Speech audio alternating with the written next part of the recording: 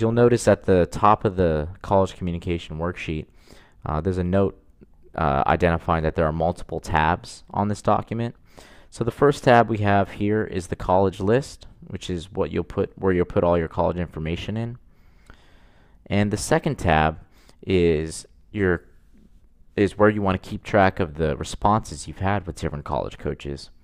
So a lot of the times, if you have a list of 40 schools, and let's say 10 of the coaches have emailed you and another 5 have requested things, it can get a little confusing to kind of keep track of everything on your own. So we've tried to make it as easy as possible for you to keep track of which communication you've had with which coaches. So you can see there's an example included in here. So you put a lot of the same information that you have on the college list. So you have the school, the division, the name of the coach, their phone number, their email.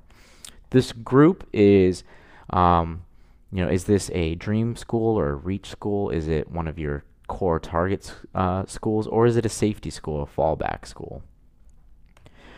Coach request.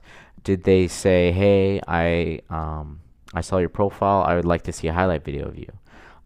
Maybe they'll request upcoming club or team schedule.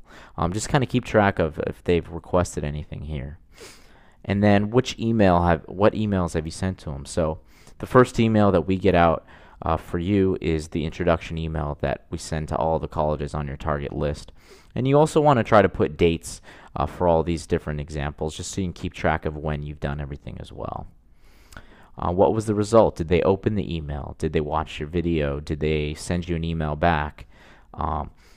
24 hours after the initial blast that we get out for your college communication worksheet, we'll actually send you analytics 24 hours later that gives you exactly which coaches have opened your email and which coaches have watched your video. So you'll be able to keep track of all that information here. A lot of the times, the best way to get in contact with these coaches is to actually call them. So if you've called them, when did you call them and when did you talk to them? And after you tried to call them, did you get a chance to talk to them, or did you get a voicemail? Did you leave a message? You can put all that here as well. And then what's the next step with this coach? Do you want to try emailing them again if you haven't got a hold of them? If they requested something, you can put, send updated information. Things like that would go there. What was the last thing you did? So if you talked with them, okay, I called them on March 13th, and that's where you'd put kind of the last interaction you've had with that coach. And then contact dates, just kind of keep track of the communication you've had with this coach. So you can say, oh, I had an email with them, exchange with them on March 25th, and then I had a phone call with them on April 5th. Just to kind of keep track of when you've had interaction with these coaches.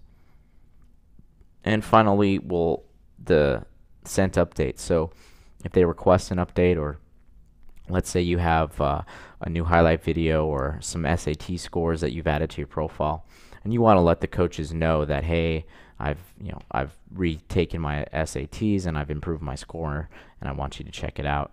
So you can say, which updates you want to send to them. So for this example, new SAT scores sent on April 15th.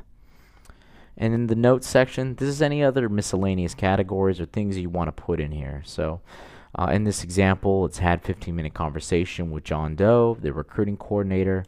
They wanted to see a video with stats and wanted me to follow up a week later after I send the video. You can also put some personal notes here, like, really like the school, like the program, things like that. You can just kind of keep track of everything. And you'll want to do that for each one of the schools on your college target list, just to make it as easy as possible to keep track of your communication and interaction with each coach.